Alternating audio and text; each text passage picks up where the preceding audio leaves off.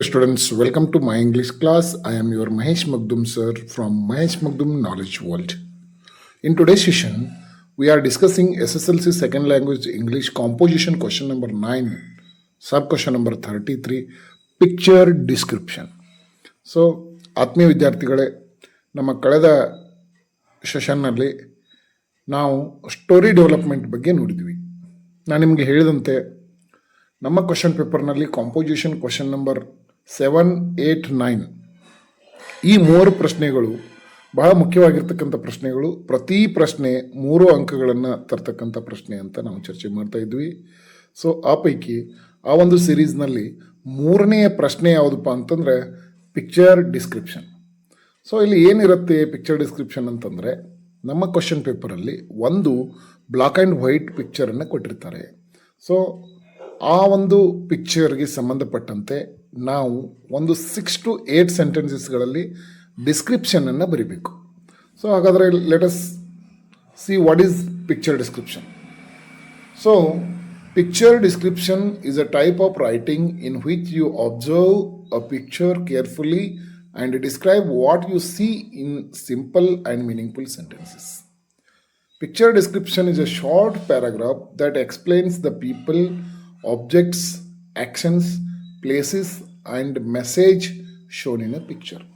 So, dear students, picture description ಅಂತಕ್ಕಂಥದ್ದು ಇದೊಂದು ಚಿತ್ರವನ್ನು ನೋಡಿ ಆ ಚಿತ್ರದಲ್ಲಿರ್ತಕ್ಕಂತಹ ವಸ್ತುಗಳು, ವ್ಯಕ್ತಿಗಳು ಮತ್ತು ಸ್ಥಳಗಳ ಬಗ್ಗೆ ಸರಳವಾದ ಭಾಷೆಯಲ್ಲಿ ಅರ್ಥಪೂರ್ಣ ವಾಕ್ಯಗಳನ್ನು ರಚಿಸಿ ಬರೀತಕ್ಕಂತಹ ಒಂದು ಪ್ಯಾರಾಗ್ರಾಫ್ ಆಗಿರುತ್ತೆ.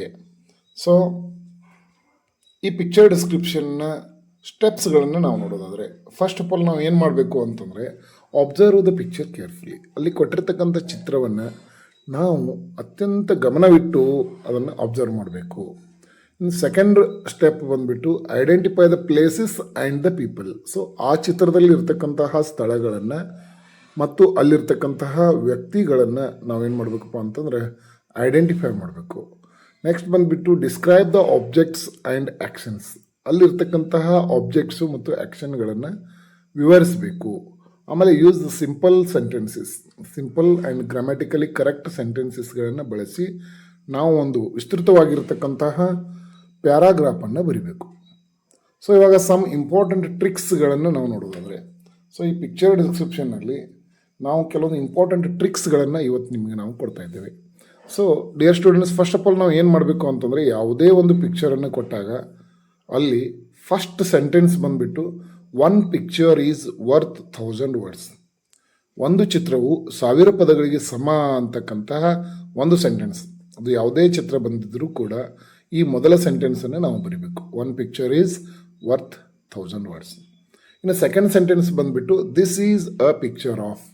ಅಲ್ಲಿ ಕೊಟ್ಟಿರ್ತಕ್ಕಂಥ ಚಿತ್ರ ಯಾವುದು ಅಂತಕ್ಕಂಥದ್ದನ್ನು ಹೇಳ್ತಕ್ಕಂತಹ ಸೆಂಟೆನ್ಸು ಸೆಕೆಂಡಲ್ಲಿ ನಾವು ಬರೀಬೇಕು. So for example, if the picture is of A park, right like this is a picture of A park, this is a picture of A market, this is a picture of A class room, this is a picture of A play ground, what ever it may be. ಅಲ್ಲಿ ಕೊಟ್ಟಿರ್ತಕ್ಕಂತಹ ಚಿತ್ರ ಯಾವುದಿರುತ್ತೆ ಆ ಚಿತ್ರಕ್ಕೆ ಸಂಬಂಧಪಟ್ಟಂತೆ second sentence ಇರುತ್ತೆ. So ಇವಾಗ third sentence this picture is very beautiful. ಈ ಚಿತ್ರ ಬಹಳ ಸುಂದರವಾಗಿದೆ ಅಂತ ಬರೀಬೇಕು. ಇನ್ನು ಫೋರ್ತ್ ಸೆಂಟೆನ್ಸ್ ಬಂದುಬಿಟ್ಟು I like this picture very much. ಈ ಚಿತ್ರವನ್ನು ನಾನು ತುಂಬ ಇಷ್ಟಪಡ್ತೀನಿ ಅಂತ ಬರೀಬೇಕು. ಸೊ ಇಲ್ಲಿ ಒಟ್ಟು 4 ಸೆಂಟೆನ್ಸಸ್ಗಳು ಇನ್ ಜನರಲ್ ಆಗಿ ನಾವು ಬರೆದ್ವಿ. ಸೊ ಇನ್ನು ಮುಂದೆ ಆ ಚಿತ್ರ ಒಳಗೊಂಡಿರ್ತಕ್ಕಂತಹ ಅಂಶಗಳ ಆಧಾರದ ಮೇಲೆ ಇಲ್ಲಿ ಕೊಟ್ಟಿರ್ತಕ್ಕಂತಹ ಸೆಂಟೆನ್ಸ್ ಸ್ಟ್ರಕ್ಚರ್ಸ್ಗಳನ್ನು ಬಳಸಿಕೊಂಡು ಪ್ರತಿ ಸ್ಟ್ರಕ್ಚರ್ಗೂ ಅಟ್ಲೀಸ್ಟ್ ಮಿನಿಮಮ್ 2 ಸೆಂಟೆನ್ಸ್ಗಳನ್ನು ನಾವು ಮಾಡಿದರೆ ಒಟ್ಟು ಅವು 6, ಇವು 4, 10 ವಾಕ್ಯಗಳು ಇಲ್ಲಿ ಆಗ್ತವೆ. ಆರಾಮಾಗಿ ನಾವು 3 ಅಂಕಗಳನ್ನು ಪಡಿಬೋದು.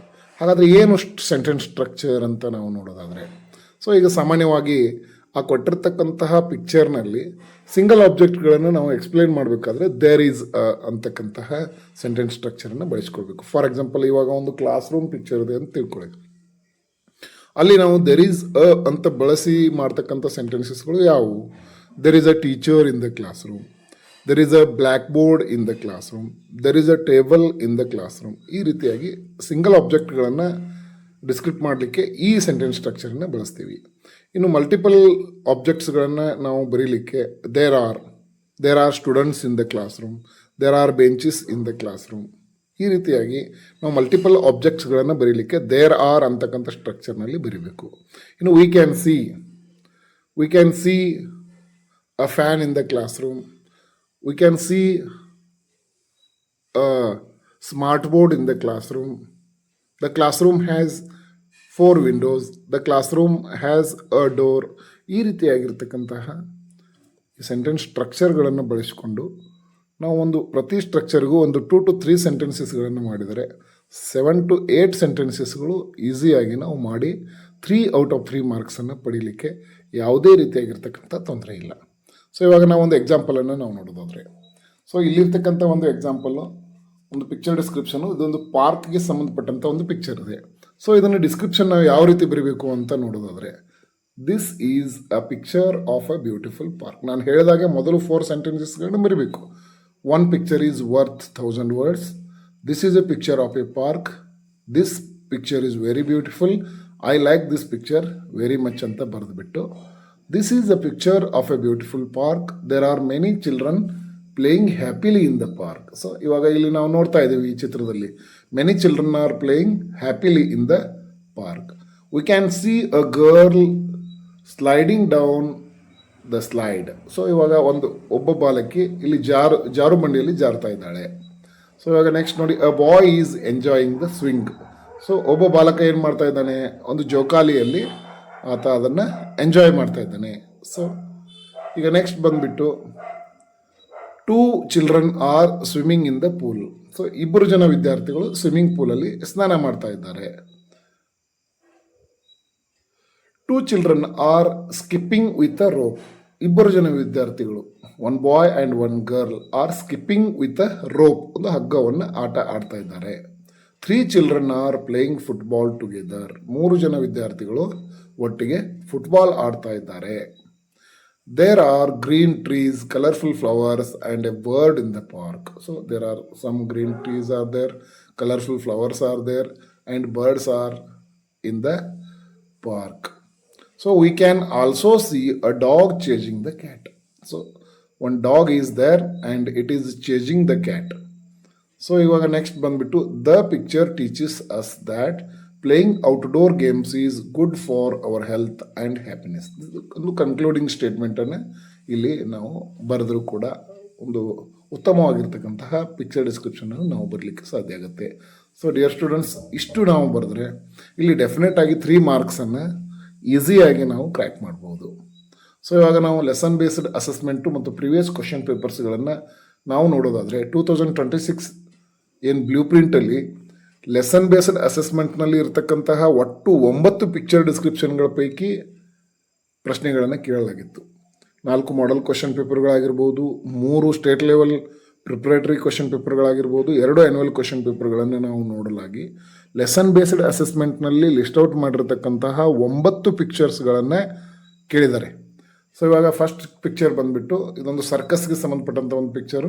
ಇದು 2026ನಲ್ಲಿ ಪ್ರಿಪ್ರೇಟರಿ ಎಕ್ಸಾಮ್ 3ನಲ್ಲಿ ಕೇಳಿರ್ತಕ್ಕಂತಹ ಒಂದು ಪಿಕ್ಚರ್ ಡಿಸ್ಕ್ರಿಪ್ಷನು. ಇನ್ನು ನೆಕ್ಸ್ಟ್ ಸೆಕೆಂಡ್ ಬಂದುಬಿಟ್ಟು ಇದೊಂದು ಫಿಶಿಂಗ್ಗೆ ಸಂಬಂಧಪಟ್ಟಂಥ ಒಂದು ಪಿಕ್ಚರು. ಇದು ಕೂಡ ಲೆಸನ್ ಬೇಸ್ಡ್ ಅಸೆಸ್ಮೆಂಟ್ನಲ್ಲಿ ಲಿಸ್ಟ್ ಔಟ್ ಮಾಡಿರ್ತಕ್ಕಂಥ ಪಿಕ್ಚರು. ಇದರ ಬಗ್ಗೆ ಕೂಡ ಇಲ್ಲಿ ನಾವು ಡಿಸ್ಕ್ರಿಪ್ಷನನ್ನು ನಿಮಗೆ ಕೊಟ್ಟಿದ್ದೀವಿ. ಆಮೇಲೆ ಮಾಡೆಲ್ ಕ್ವಶನ್ ಪೇಪರ್ 2026ನಲ್ಲಿ ಬಂದಿರತಕ್ಕಂತಹ ಒಂದು ಮಾರ್ಕೆಟ್ಗೆ ಸಂಬಂಧಪಟ್ಟಂಥ ಒಂದು ಪಿಕ್ಚರು. ಸೊ ಇನ್ನು 4th ಒನ್ ಬಂದುಬಿಟ್ಟು ಇಲ್ಲಿ ಒಂದು ಆರ್ಚಾರ್ಡ್, ಸೊ ಒಂದು ಹೂದೋಟ, ಹಣ್ಣಿನ ತೋಟಕ್ಕೆ ಸಂಬಂಧಪಟ್ಟಂತೆ ಒಂದು ಪಿಕ್ಚರ್ ಇಲ್ಲಿ ಕೊಡಲಾಗಿದೆ. ಇನ್ನು ನೆಕ್ಸ್ಟು ಮಾಡೆಲ್ ಕ್ವಶನ್ ಪೇಪರ್ 3 ಮತ್ತು ಪ್ರಿಪ್ರೇಟರಿ ಕ್ವಶನ್ ಪೇಪರ್ 1ನಲ್ಲಿ ಒಂದು ವಿಲೇಜ್ ಸೀನ್ರಿ.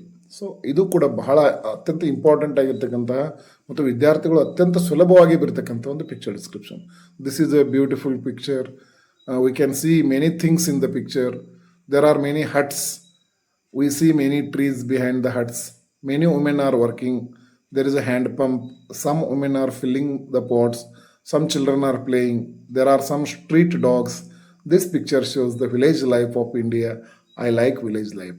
So ಈ ರೀತಿಯಾಗಿ ಬಿಗಿನಿಂಗ್ನಲ್ಲಿ ಆ 4 ಸೆಂಟೆನ್ಸಸ್ಗಳನ್ನು ಬರೆದು ಇಷ್ಟು ಸೆಂಟೆನ್ಸಸ್ಗಳನ್ನು ನಾವು ಬರೆದ್ರೆ ಆರಾಮಾಗಿ 3 ಅಂಕಗಳನ್ನು ಪಡಿಬೋದು. ಸೊ ಇವಾಗ ನೆಕ್ಸ್ಟ್ ಬಂದುಬಿಟ್ಟು ಒಂದು ಗಾರ್ಡನಿಂಗ್ ಸಂಬಂಧಪಟ್ಟಂತೆ ಪ್ಲ್ಯಾಂಟಿಂಗ್ ಸ್ಯಾಪ್ಲಿಂಗ್ಸ್ಗೆ ಸಂಬಂಧಪಟ್ಟಂತೆ ಒಂದು ಪಿಕ್ಚರ್ ಡಿಸ್ಕ್ರಿಪ್ಷನ್ ಇದೆ. ಇದು ಮಾಡೆಲ್ ಕ್ವಶನ್ ಪೇಪರ್ 4 ಮತ್ತು ಪ್ರಿಪ್ರೇಟರಿ ಕ್ವಶನ್ ಪೇಪರ್ 2ನಲ್ಲಿ ಹೋದ ವರ್ಷ ಬಂದಿತ್ತು. ಸೊ ಇವಾಗ ಇನ್ನು ಲಾಸ್ಟ್ ಒಂದು ಇಮೇಜು, ಇಲ್ಲಿ ಒಂದು ಆಕ್ಸಿಡೆಂಟ್ಗೆ ಸಂಬಂಧಪಟ್ಟಂತೆ, ಒಂದು ರೋಡ್ ಆಕ್ಸಿಡೆಂಟ್ಗೆ ಸಂಬಂಧಪಟ್ಟಂತೆ ಒಂದು ಪಿಕ್ಚರನ್ನು ಕೊಡಲಾಗಿತ್ತು. ಅದಕ್ಕೂ ಕೂಡ ನಾವು ಇಲ್ಲಿ ಡಿಸ್ಕ್ರಿಪ್ಷನನ್ನು ನಿಮಗೆ ಕೊಟ್ಟಿದ್ದೀವಿ. ಇದು ಕೂಡ ಮಾಡೆಲ್ ಕ್ವಶನ್ ಪೇಪರ್ 1 2026ನಲ್ಲಿ ಬಂದಿರತಕ್ಕಂತಹ ಒಂದು ಪ್ರಶ್ನೆಯಾಗಿದೆ. ಸೊ ಡಿಯರ್ ಸ್ಟೂಡೆಂಟ್ಸ್, ಈ ನಮ್ಮ ಪ್ರಿವಿಯಸ್ 3 ವಿಡಿಯೋಗಳಲ್ಲಿ ನಮ್ಮ ಕಾಂಪೋಸಿಷನ್ಗೆ ಸಂಬಂಧಪಟ್ಟಂತಹ 3 ಅತ್ಯಂತ ಪ್ರಮುಖವಾಗಿರ್ತಕ್ಕಂತಹ ಪ್ರಶ್ನೆಗಳ ಬಗ್ಗೆ ಚರ್ಚೆ ಮಾಡೋದ್ರ ಜೊತೆಗೆ ಅತ್ಯಂತ ಮಹತ್ವದ ಟ್ರಿಕ್ಸ್ಗಳನ್ನು ನಾವು ನಿಮಗೆ ಕೊಟ್ಟಿದ್ದೇವೆ.